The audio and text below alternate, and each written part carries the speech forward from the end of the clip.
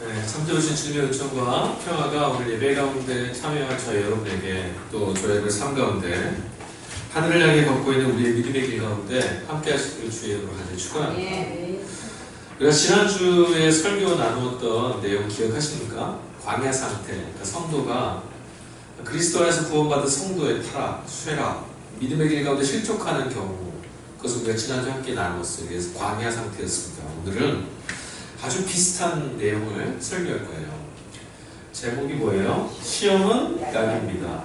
원래 뒤에 제가 물음표를 하나 찍어놨었거든요. 제가 못 옮겼어요. 시험은 약입니까? 아멘. 약이 되는지 안 되는지 한번 오늘 말씀과 함께 나눠봤으면 좋겠어요. 예수를 믿고 구원받은 성도들의 삶은 성경은 우리에게 무엇을 약속하냐면 죄가 지배하는 땅 가운데 예수를 믿는 즉시로 성령이 우리를 찾아오시고 이 세상에서 누릴 수 있는 의와 평강과 희락을 우리에게 선물로 주셔서 우리의 영혼이 참된 만족과 안식을 누릴 수 있다. 진정한 구원을 누릴 수 있다라고 약속하고 있습니다. 그런데 여러분, 구원받은 성도들이 걸어가야만 하는 그 삶의 길에 여전히 어려움과 고통, 불안함이 엄습해 온다는 것을 우리는 알고 있고 지난주에도 그런 일들이 우리의 삶에 너무나 많이 있다는 것을 함께 나누었었어요. 오늘 구원받은 성도들의 삶 가운데 찾아오는 두 가지 어려움과 고난과 환난과 역경을 두 가지의 길로 우리가 구분해서 볼 수 있는데 첫 번째가 광야 상태라는 거고요. 이와 아주 유사하지만 본질적으로 다른 게 하나 있는데 시험이라는 게 있어요. 성경에 두 단어가 나오거든요. 광야 상태는 하나님이 계시지 않는 거예요. 성령이 그 성도의 삶 가운데에 계시지 않는, 아니 어떻게 보면 하나님이 떠나신 것이 아니라 성도의 영혼이 하나님과 함께하는 자리를 벗어나 버린, 어디를 둘러봐도 하나님이 없으므로 고난하고 고독하고 허무 가운데 부딪히는 자리가 바로 광야 상태라면, 시험은 뭐냐면 똑같이 어려운 상황입니다. 어쩌면 더 힘든 상황이 될 수도 있어요. 그럼에도 불구하고 하나님이 함께 계심으로 그 삶 가운데, 그 어려운 과정 가운데도 주를 찬양하며 지나갈 수 있는 과정을 성경은 시험이라고 이야기해요. 시험은요, 믿음이 굳센 사람에게도 찾아옵니다. 시험은 소망이 넘치는 사람에게도 찾아옵니다. 그리고 시험은 풍성한 하나님의 사랑 안에 거하고 있는 이에게도 불의에 또한 끊임없이 찾아옵니다. 이것을 기억하셔야 돼요. 내가 믿음이 좋은데, 내가 은혜가 넘쳤는데 왜 지금 시험이 찾아오지? 내가 뭐 잘못됐는가? 아니, 그렇지 않아요. 시험은 우리가 하나님 나라에 가는 날까지 찾아와요. 큰일 났습니다. 어떻게 하고 있습니까? 무슨 소리가 나옵니다. 다 끝나는 줄 알았는데. 성경은 우리가 살고 있는 이 땅을 악이 지배하는 땅이라고 이야기합니다. 죄가 지배하는 땅. 공중에 어제잡은 자가 사람들의 영혼과 하나님께로 나아가서 구원받아야 될 우리 모두를 붙잡고 호령하고 지배하고 다스리는 곳이라고 정의합니다. 죄가 지배하는 땅이기에 이 세상에서 우리가 맛볼 수 있는 건 뭐냐면 죄의 결과물인 죽음의 흔적만을 경험할 수밖에 없어요. 슬픔, 두려움, 고통, 고난, 절망, 이 모든 게 뭐라고 했습니까? 죽음이 우리 가운데 임한 증상과 결과물이에요. 죽음이 우리에게 없다면 이런 모든 괴로움과 고통 우리 앞에 사라질 거예요. 그런데 죽음이 지배하고 있기 때문에, 죽음이 실세가 되어 있기 때문에, 죄인으로 있는 이 죽음의 자리가 오늘 우리가 사는 곳이기 때문에 우리들의 이 삶이 어려움, 환난, 역경, 고통, 슬픔, 좌절, 이런 것들을 경험할 수밖에 없어요. 이곳부터 벗어나려면, 영원히 벗어나려면 이 자리를 떠나시는 거예요. 이 말은 뭐예요? 이 세상을 떠나셔야 돼요.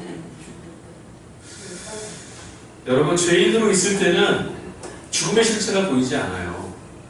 근데 저와 여러분들이 그리스도 예수 안에서 구원받고 하나님의 진리의 빛 가운데 나와 있을 때 죄의 실체가 점점 분명하게 보이기 시작하는 거예요. 여러분, 그거 아시죠? 검정 종이 위에다가 바둑돌을 이렇게 내려다 놓으면 멀리서 이렇게 보면 검정돌은 잘 보일까요? 안 보여요. 하얀 돌은요? 잘 보여요. 우리가 죄 가운데 있을 때 죄는 안 보여요. 죄인들에게 있어서 죄는 뭔지 아세요? 쾌락이고 즐거움이에요. 우리도 그렇게 살았어요. 너무 좋다. 달다, 맛있다, 행복하다. 근데 우리가 그리스도 안에 들어오고 나면 그 즐거운 즐거움이 아니었다라는 게 자꾸 부딪혀요. 우리의 삶을 에워싸고 있는 그 모든 죄가 가져다주는 쾌락이 결국 내 심령을 자꾸자꾸 곤고하게 만든다라는 답답함과 아쉬움과 고통을 경험하게 돼요. 왜? 우리가 이미 그리스도 예수 안에 있기 때문에 그런 거예요.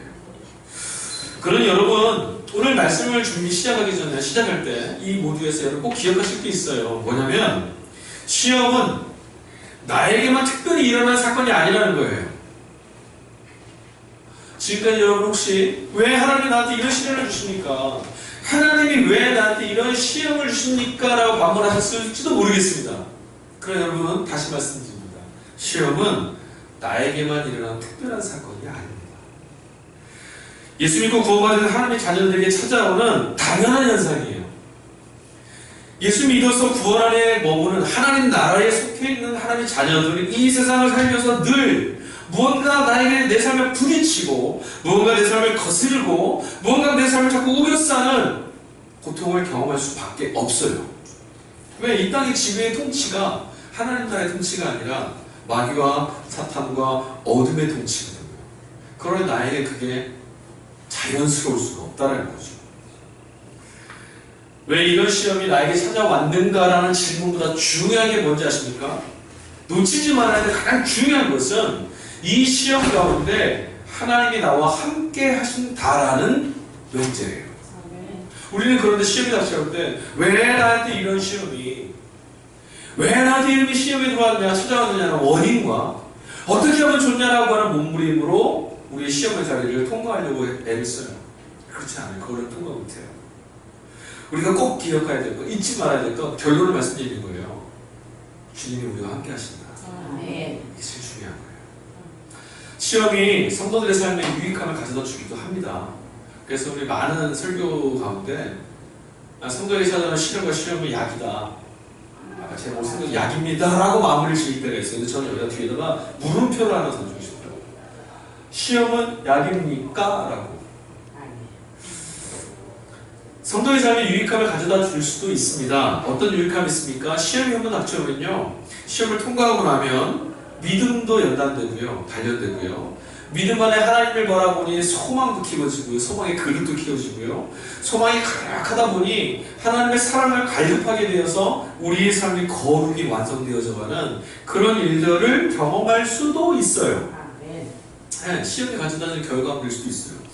그렇죠. 시험이 찾아온 이후에 우리의 삶이 훨씬 단단해진다는 걸 우리는 알고 있잖아요. 예전에 IMF라는 우리나라에 한번 찾아왔잖아요. 대단히 비참했던 상황이었어요. 그때 참 불쌍한 시대였습니다. 그때 많은 아빠들이 실직됐어요. 회사에서 쫓겨났죠. 집에 들어왔는데 뭔가 분위기가 바뀌었는데 마음 내색을 안 하는데 한 달쯤 지나다 보니까 공원에서 아버지를 만나요. 네. 도시락 싸고 나오는데 공원 어디 벤치인가에 앉아 계시는 그런 아빠들을 심심치 않게 봤어요. 그때 또 뭐 했어요? 창업도 많이 했어요. 회사에서 다 잘리니까 뭐 합니까? 창업하잖아요. 창업을 했는데 그게 잘 되나요? 될 수가 없죠. 호황기 때도 어려운 게 장사인데. 그래서 망한 사람 많았죠. 눈물이 이 세대를 막 뒤덮고 있었어요. 가정마다 고민과 걱정과 근심과 눈물이 넘쳐 흘렀던 때가 바로 그때였어요. 그런데 여러분 잘 지내고 있었습니다. 근데 여러분 아세요? 그렇게 어려운 시대였는데 많은 사람들이 스스로 목숨을 끊기도 하고 많은 사람들이 삶을 저주하고 삶을 포기한 그때였지만 그 어려움의 때를 잘 통과했던 가정들도 있어요. 당신 회사에서 잘렸으니 아무짝에 쓸모 없어 나가! 이런 사람도 있지만 사랑하고 함께 이 어려움 통과하자. 어려움과 시련이 닥쳐오니 정말 가족이란 사랑으로 하나님의 공동체구나. 가족이란 이 공동체 안에서 위로를 받을 수 있구나. 그래서 더욱 단단해져 갔다. 그런 기회도 바로 그때였지 않습니까? 그러니까 시련이 찾아오면 우리에게 어려움만 있는 것이 아니라 유익함이 있는 것도 사실인 것 같아요. 시험을 잘 통과한 사람들에게 유익함이 발견되잖아요. 그죠? 근데 여러분, 시험, 아무리 우리가 아름답게 포장을 해도 시험은 시험이에요. 시험이라고 성경에 쓰여있는 단어가 헬라어 원어를 이렇게 찾아보니까 그 말 뜻이 뭐라고 되어 있냐면 매우 깊고 지속적인 비탄과 슬픔 이렇게 되어 있어요. 이거 얼마나 힘든 거예요, 그죠? 매우 깊고 여기까지만 해도 숨이 막히는데 지속적이고 계속이고 비탄과 슬픔 이게 시험이래요. 그러니 시험을 통과하고 나서 얻는 유익함과 열매가 있다 하더라도 우리의 신앙을 성장시키고 우리를 유익하게 이끌어간다 할지라도 시험은 아픈 건 사실이에요. 시험은 고난입니다. 맞아요. 고난과 역경이에요. 시험의 결과가 어떻든 그 표현을 어떻게 하든 시험은 역시 당사자에게 너무너무 아프고 고통스러운 시간임에 분명하다는 거예요. 여러분, 그러므로 시험 가운데 있는 자가 있다면 야, 믿음으로 좀 일어나봐 이러지 마시고 얼마나 힘들어? 내가 함께 기도해 줄게. 아멘. 하나님이 당신과 함께 하니까 포기하지 마. 이게 우리가 마땅히 해야 될 일이에요. 시험은 우리의 영과 육에 정말 심각한 아픔을 초래하기 때문에 아까 이 어원처럼 지속적으로 오랫동안 시험이 우리에게 찾아오게 되면 자칫 성도의 삶이 광야의 상태로 나락으로 떨어질 수가 있어요. 광야의 상태와 시험의 자리는요, 종이 한 장의 경계입니다. 붙들고 있던 하나님이 보이지 않고 그것을 놓치는 순간 우리는 광야로 떨어집니다. 그 자리가 광야가 되고요. 광야 가운데 있음에도 주님을 발견한 순간 그 광야는 이렇게 시험의 자리로 변화가 되죠. 근데 시험이 오래되면 우리는 너무나 연약하기 때문에 광야로 떨어질 수가 있어요. 중요한 게 있어요. 시험이 얼마나 막강한지 우리가 알아야 된다는 거예요. 신앙이 깊어질 때 우리가 흔히 하는 오류가 뭐가 있냐면 나는 믿음이 충만함으로 시험, 주님의 이름으로 이겨낼 수 있어! 라고 말하는 거죠. 그렇지 않아요. 시험은 대단히 막강해요. 성도에게 불쑥불쑥 찾아오는 시험은 오늘은 내가 서 있는 이 믿음의 반석을 몽땅 다 지워버릴 만큼 강력해서 그걸 우리가 잊지 말아야 돼요. 적을 잘 알아야 되는 거예요. 막연한 환상 가운데 있으면 집어삼킴을 당해요. 시험은 무겁습니다. 내 힘으로 벗어날 수 있다는 생각은 빨리 접으시는 게 좋습니다. 오늘 본문의 5절부터 9절까지 본문을 읽어보니까 그 본문 속에 무엇을 발견할 수 있냐면 베드로 사도가 편지를 써서 보냈는데 시험에 관한 이야기를 좀 써서 보내거든요. 믿음에 관한 이야기를 확 써서 보냈는데 그 대상이 누구냐면 믿음의 사람들에게 써서 보낸 거예요. 신앙 없는 사람들에게 야 너희들 시험에 빠졌지? 이게 아니라 믿음 안에 서 있는 사람들에게 지금 편지를 써보내면서 연단과 시험이 찾아올 때에 라고 이야기해요. 너희 믿음의 완성 곧 구원을 이루어라 라고 얘기를 하는 거예요. 대상이 누구냐고요? 믿음의 사람들. 시험을 지금 이야기하는 그 말하는 대상이 누구냐면 믿음의 사람들을 말해요. 믿음의 사람들을 성경은 뭐라고 말하냐면 어떤 사람을 믿음의 사람이라고 하냐면 하늘의 평강을 말할 수 없는 하늘의 평강을 누리고 사는 사람들이 바로 믿음의 사람들이에요. 이런 사람들은 하늘의 산 소망이 그 안에 넘치는 사람들이에요. 성경이 말하는 믿음의 사람들은 이런 사람들입니다. 여러분 지금 소망이 넘쳐 흐르십니까? 내 믿음이 살아있는 믿음인가 다시 돌아보셔야 돼요. 산 믿음이 있는 사람들. 그러므로 풍성한 사랑이신 하나님 안에 거하는 사람들, 그 하나님을 갈망하는 사람들, 성경은 믿음의 사람들이라고 얘기해요. 근데 베드로 사도가 이 사람들한테 지금 이야기를 하는 거예요. 시험이 너에게 찾아올 때에, 연단이 너에게 찾아올 때에, 어려움이 너에게 찾아올 때에 이야기를 하고 있어요. 그러나 여러분 시험은 누구에게 오는 거예요? 믿음의 사람들에게. 믿음 없는 사람들에게 시험은 찾아오잖아요. 왜냐하면 광야 안에 있기 때문에 시험 자체가 있을 수가 없어요. 그러나 믿음 안에 있는 사람들에게 반드시 찾아오는 게 뭐냐고요? 시험이에요. 이런 사람들에게도 시험이 찾아온다는 거예요. 믿음이 충만한 사람, 소망이 넘치는 사람, 사랑이 충만한 사람들에게도 여지없이 찾아오는 그 시험, 그것이 어느 날 그 사람을 믿음의 사람이라고 불렸던 그 사람을 광야 한복판에서 발견되게 할 수도 있다라는 거예요. 그만큼 시험은 치명적이에요. 아주 치명적이에요. 매서워요. 여러분 그 믿음의 이 길을 걸어가면서 신앙의 겨울을 몇 번이나 지나주셨습니까? 신앙의 매서운 겨울이 없던가요? 폭풍우처럼 몰아세우는 내 영혼을 온통 송두리째 부정시켜버리는 그런 겨울이 찾아오지 않던가요?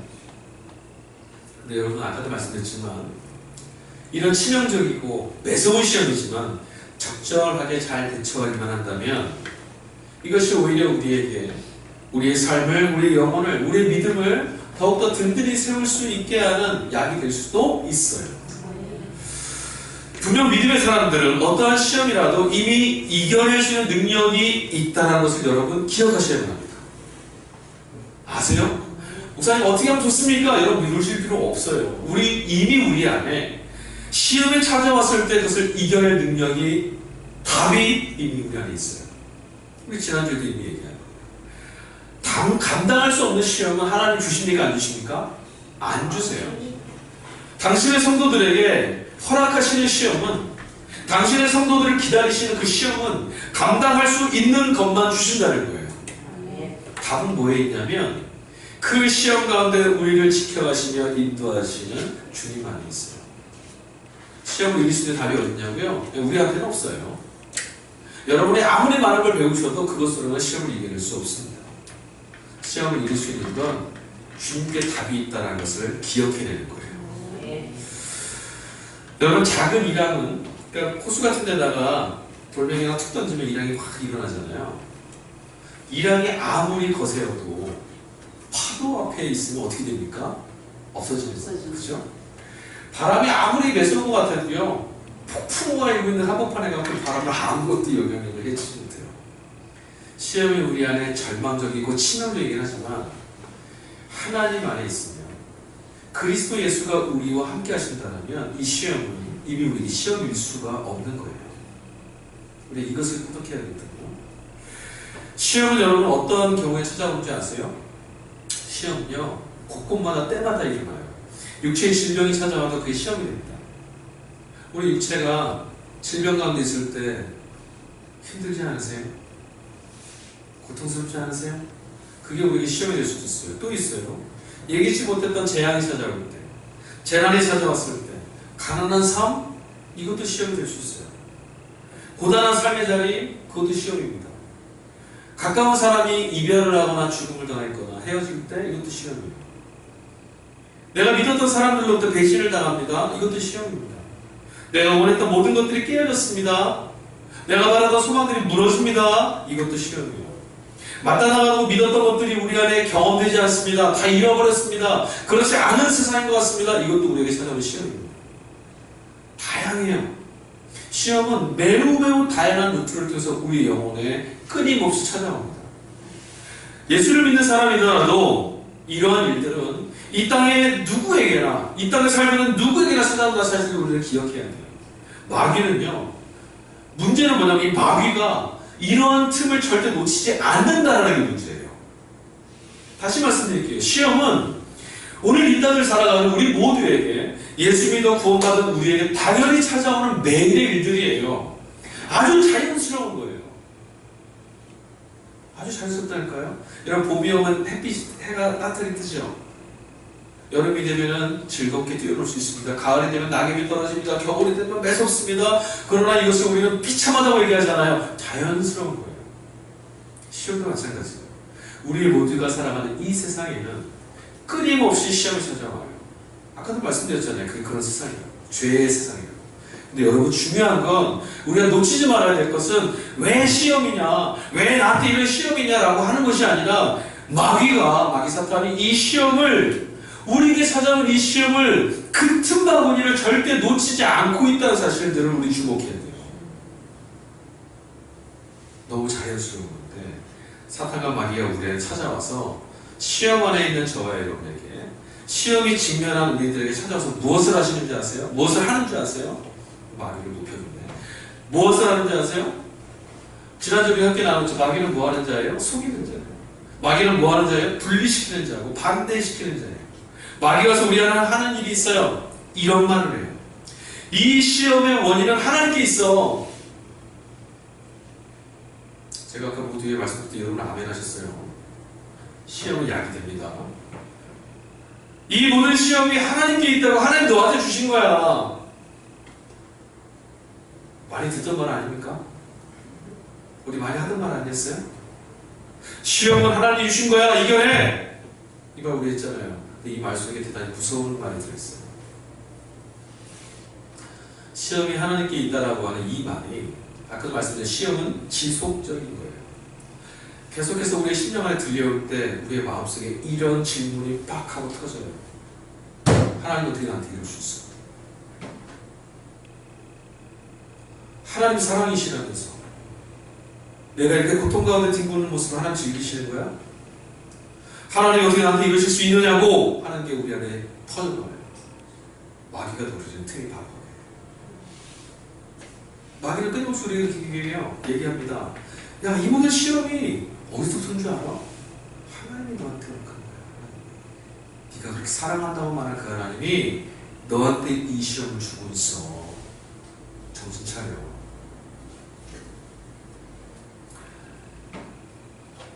이 소리에 귀를 기울이다 보면, 마귀가 하는 이 소리에 귀를 기울이다 보면 우리의 심령이 어느새 하나님을 자꾸 고개를 돌리게 돼요.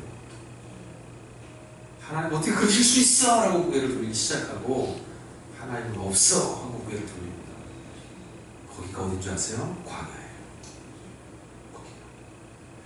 시험은 우리에게 너무나 당연스럽게 찾아와요. 당연히 오는 그냥 하루예요.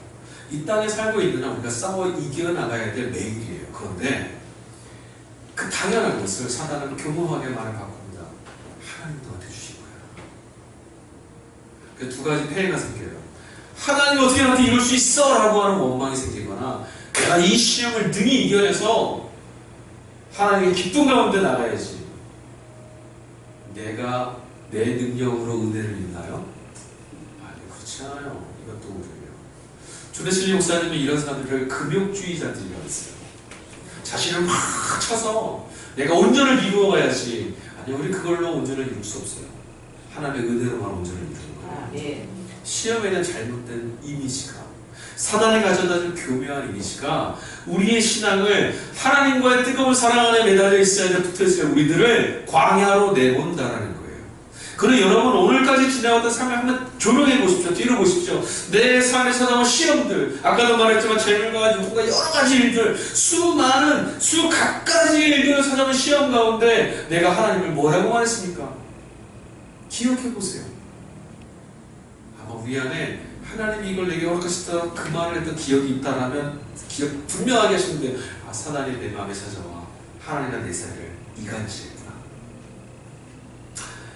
많은 경우가 진짜 우리들은 이 말 많이 해요. 하나님이 내게 시험 주셨어. 내가 이 시험을 통과하면 하나님께 더 가까이 갈 수 있을 거야. 시험을 통과함으로 하나님께 가까이 가는 것이 아니라 하나님의 은혜로 하나님께 나가는 거잖아요. 그죠? 이건 성경적이지 않은 말이에요. 종이 한 장 차이의 표현인 것 같지만 환경적이지 않아요. 하나님은 당신의 자녀들이 시험 속에서 근심하고 고통스러워하고 그 가운데 괴로움 때문에 눈물 흘리고 비참하여서 몸부림치는 것을 보시고 즐거워하시고 방관하시는 분이 아니시라는 거예요. 성경이 말하는 하나님이 그런 분이라면 사단과 다를 바 하나도 없어요. 하나님은 그런 분이 아니에요. 주님의 뜻은 어디 있는 줄 아십니까? 성경을 펴서 읽는 주님의 뜻은 당신의 자녀들이 믿음 안에서 의와 평강과 희락이 충만하고 하나님의 품 안에서 하나님 나라를 풍성히 누려내는 것, 이게 하나님의 뜻이에요. 죄와 사망에 지배받지 않고 사단에게 머리채를 붙들려서 끌려가지 않고 하나님의 자녀답게 살아가는 것, 이게 하나님의 뜻이라고요. 환난 날에 도우시는 분 누구세요? 하나님이잖아요. 왜 도우세요? 환난 날의 고통 가운데 신음하는 우리들을 불쌍히 여기셔서 건져내시는 거 아니겠습니까? 그런데 우리는 또 그 하나님의 이 역사를 종이 한 장으로 뒤바꿔서 하나님의 나라를 시련으로, 환난으로, 고난으로 몰아넣으셨어 라고 이야기합니다.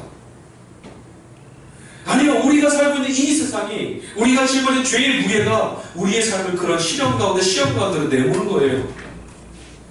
하나님이 우리를 시험으로 내모는 것이 아니라 우리의 타협과 우리의 죄가, 그런 세상이 우리를 시험을 직면하게 만드는 거라고요. 하나님은 뭐 하시냐고요? 시험으로부터 성도들을 견인하시고 시험으로부터 성도들이 이겨낼 수 있도록 역사하시고 그 시험을 능히 통과할 수 있도록 구원의 은총을 허락하시는 것이 하나님이세요. 절대로 잊지 마십시오. 명확한 선을, 하나님에 대한 정확한 지식을 여러분 신고 있어요. 성도 앞에 찾아온 다양한 시험을 하나님이 허락한 것이라고 속이는 것, 사단이 하는 거예요. 시험의 탓을 하나님께 돌리는 것, 사단이 하는 거예요. 그렇게 해서 성도를 하나님과 사이에서 이간질에서 떨어져 나가게 만드는 것. 시험을 당할 때 여러분 반드시 기억할 게 있어요. 이 기억이 우리를 시험으로부터 벗어날 수 있게 하는 거예요. 뭐라죠? 하나님은 이 시험으로부터 나를 불쌍히 여기시고 은혜 가운데 나와 동행하시며 나를 반드시 구원해내신다. 아멘. 시련이 우리에게 찾아왔다고 느껴지는 순간, 시련이 찾아왔다고 내가 고통스러운 마음이 내 영혼을 막 우겨쌀 때 우리가 반드시 기억해내며 되뇌어야 될 묵상해야 될 말씀 딱 하나예요. 여호와는 나의 목자이시니. 이건 아닐까요? 성경이 우리에게 얘기해준 하나님 바로 이런 분이에요. 이것을 놓치지 않고 기억해내면 어떠한 시련이 있어도 어떠한 시험이 찾아와도 사랑의 풍성한 하나님 안에 있을 때 모든 시험은 무효가 되는 거예요. 우리가 그걸 놓치기 때문에 사단의 이간질에 속아서 하나님이 내게 이것을 허락하셨구나. 그러면 허벅지를 송곳으로 뚝뚝 찌르면서 이겨내야 돼, 버텨내야 돼 하다 보니 시험이 고통으로만 경험되는 거죠. 그렇지만 시험 가운데서도 외롭지 않아. 주님이 지금 나랑 함께하고 있어. 내 이 시험의 고통의 자리에 주님이 더 아파하시고 주님이 나를 위해서 중보하고 계셔. 나의 이 영혼 안에서 싸우고 계셔. 나를 이끌어 가실 거야. 그는 나를 포기하지 않아. 하나님이 나를 긍휼을 베푸셔. 그분은 사랑이신 거야. 사단이 나에게 어떻게 청소해도 주님은 나를 포기하지 않아. 이 사실을 놓치지 않으면 시험 가운데서 우리는 주님을 찬양할 수가 있어요. 아멘. 시험 가운데서 성도들에게도 시험이 찾아옵니다 말하면 대부분 이렇게 생각해요. 아니 그럼 예수 믿으나 안 믿으나 똑같은 거 아니에요? 뭐가 달라요? 다르죠. 예수를 믿어 주님이 우리와 함께 하신다는 사실들을 우리가 기억한다면 아까 말씀드린 시험은 이 땅에 사는 한 누구도 피할 수 없는 이 오늘이에요. 그냥 예수를 믿으면 시험의 권세가 우리에게 무효가 된다고요. 우리의 영혼의 기쁨을 빼앗아갈 수 없어요. 주님을 놓쳐버린 사람, 주님을 알지 못하는 사람은 시험이 찾아왔을 때 온통 무너진 가운데 광야를 헤맬 수밖에 없어요. 하지만 주 예수 그리스도와 함께하는 자들은 시험이 우리를 덮쳐와도 시험 가운데서 등이 우리를 구원하신 주님을 바라보고 있기에 소망이 부러지지 않고 소망이 있으므로 그 소망을 허락하신 주님을 더 사랑할 수 있게 되고 풍성한 사랑 안에 머물므로 우리의 영혼이 평강할 수 있게 되는 거예요. 중요한 건 뭐라고요? 주님을 바라보는 우리의 눈을 놓치면 안 돼요. 우리 가운데 하나님 누구이신지에 대한 사단의 속임에 빠지면 안 돼요. 성경이 말하는 하나님 누구이신지에 대한 기억을 더 세밀하게, 더 명확하게 기억해내야만 이길 수 있어요. 시험을 복으로 바꾸느냐, 화로 바꾸느냐는 우리가 주님을 기억해내느냐, 못해내느냐에 있어요. 하나님은 자녀들을 시험에 빠뜨리시는 분이 아니에요. 꼭 기억하십시오. 하나님의 자녀들이 시험에 빠지는 것은 이 땅에 살고 있는 한 불가피할 거라고 말씀드렸습니다. 그러나 하나님은 이 불가피한 죄가 지배한 땅 가운데 당신의 자녀들이 하늘에 살아야 될 당신의 자녀들이 이 땅에서 고통당하고 시련과 환난과 역경 가운데 있을 때 그 시험당하는 자녀들을 친히 돌봐주시고 그 시험을 겪으면서도 귀한 열매를 맺을 수 있도록 섭리 가운데 개입하시는 분이세요. 모든 화를 하나님을 극복시키고 역전시켜서 선한 결과를 맺을 수 있도록 도와주시는 분이다. 시험이 우리를 유익하게 합니다라고 하는 도구가 아니라 시험이 찾아왔을지라도 하나님의 그 안에서 우리가 동행하심으로 시험이 우리를 더 영혼을 강건하게 우리의 영혼이 더 풍성한 열매를 맺을 수 있도록 도와주시는 것이 하나님이에요. 시험을 공식화하지 마세요. 시험 겪으면 아니 그렇죠. 시험은 고통스러운 거라고요.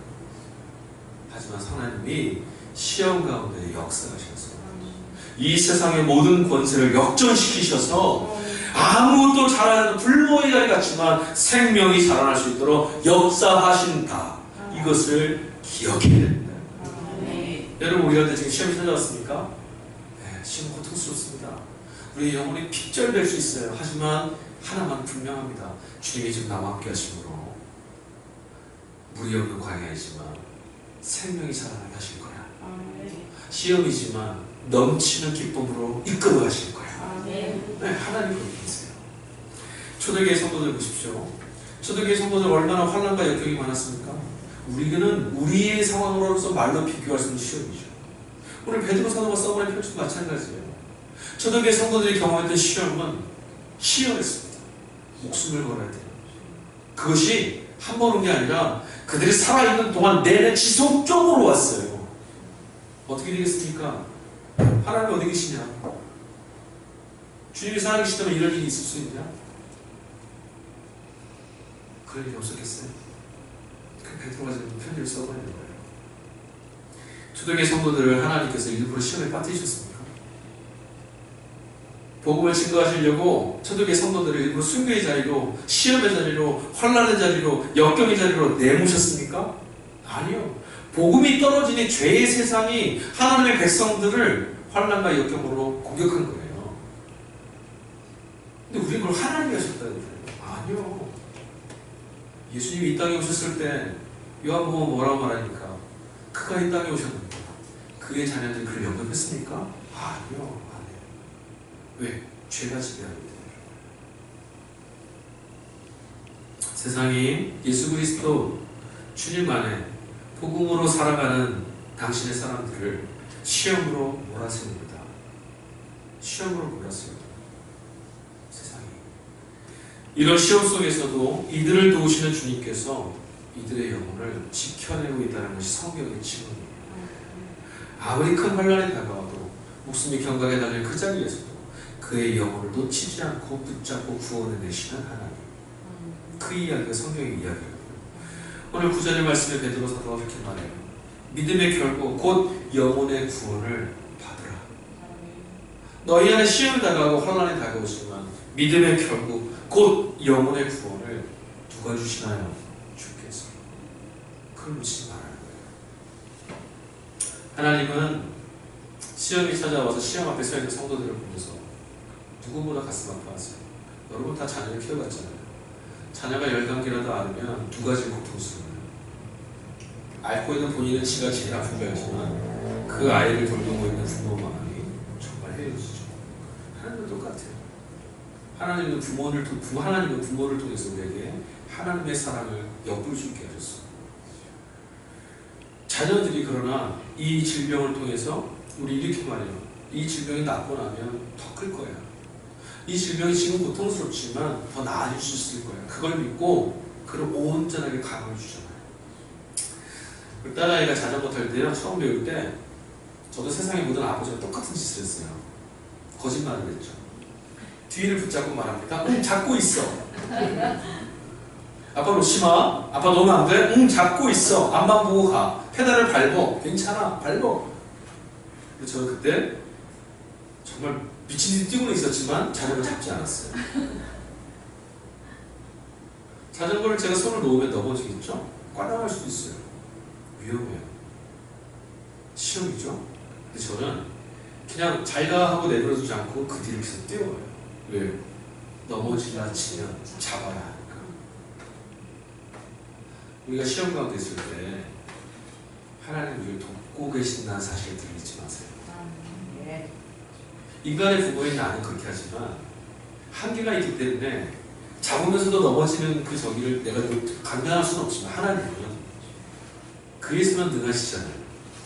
우리가 어느 곳에 있을지라도 우리가 무엇을 경험할지라도 주님은 그 자리에 우리와 함께 하시고 그것을 우리를 이겨낼 수 있도록 지지해 주시고 응원하고 계시고 붙들고 계시고 일으켜 세우고 계시다는 것을 기억하시기 바랍니다.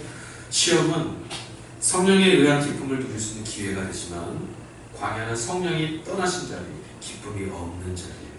하나님은 은총을 베푸시기 위해서 우리에게 시험을 사용하시는 분이 아니에요. 우리에게 은혜를 베푸시려고 풀어 우리를 저 절망이라도 떨어뜨리시는 분이 아니라고요. 괴팍하잖아요. 정말. 저 절망의 자리에 떨어져 있는 우리에게 은혜를 베풀어 주시는 분이지 은혜를 주려고 절망으로 나락으로 떨어뜨리는 분이 아니라는 겁니다. 사단이 하는 아주 기가 막힌 속임수 아니에요? 시험 가운데에서도 그러나 하나님은 필요한 은혜와 은총을 베푸실 수 있는 절대적인 자유와 권능이 있으신 분. 사단이 우리를 아무리 깊은 절망으로 몰아세워도, 세상이 우리를 아무리 강한 환난 가운데로 몰아세워도 하나님 그것을 당신이 자녀들에게 베푸시는 은총을 거부당하실 수가 없어요. 하나님의 은혜와 은총의 자리는 멈출 수 없어요. 그분의 절대의 자유와 절대의 권능을 가지신 분이기에 우리가 신음하는 그 자리에 어디나 주님과 함께 하시면서 우리를 구원하실 수 있습니다. 시험이 없어도 자녀들에게 하늘나라를 주시는 분이 누구예요? 하나님이에요. 시험이 있어야 하늘나라 갑니까? 아니에요. 시험이 없어도 하늘나라에 갑니다. 다소간의 시험을 하나님이 우리 가운데서 지켜보시는 것은 이 세상에 아직 심판받기 전이고, 또 이 세상의 그 심판과 이 시험에서 하나님께서 역전하셔서 우리를 돌보고 계시고 구원으로 인도하심을 목격하게 해주실 거예요. 그러면 여러분, 시험이 찾아왔을 때 놀라거나 두려워하지 마십시오. 시험은 우리가 저문을 열고 나갈 때 다시 올 수도 있어요. 언제나 찾아오는 거예요. 그러나 여러분, 당황하지 마세요. 원래 사실 제가 설교 준비할 때 이 말을 이제 다른 버전으로 하려고 했는데 분위기가 그래서 안 할게요. 당황하시지 마세요. 시험 찾아서 놀라거나 두려워하면 하나님을 놓쳐요. 하나님을 놓쳐요. 사단의 소리에 귀 기울이지 마세요. 하나님이 너에게 시험 줬다 그러면 하나님 얘기도 안 들으실 거라 생각이 들어요. 이미 주셨으니 그분이 주셨는데 뭐. 아니, 그렇지 않아요. 시험을 찾아왔을 때 당황하고 놀라지 마시고 뭐 해야겠습니까? 기도하셔야 돼요.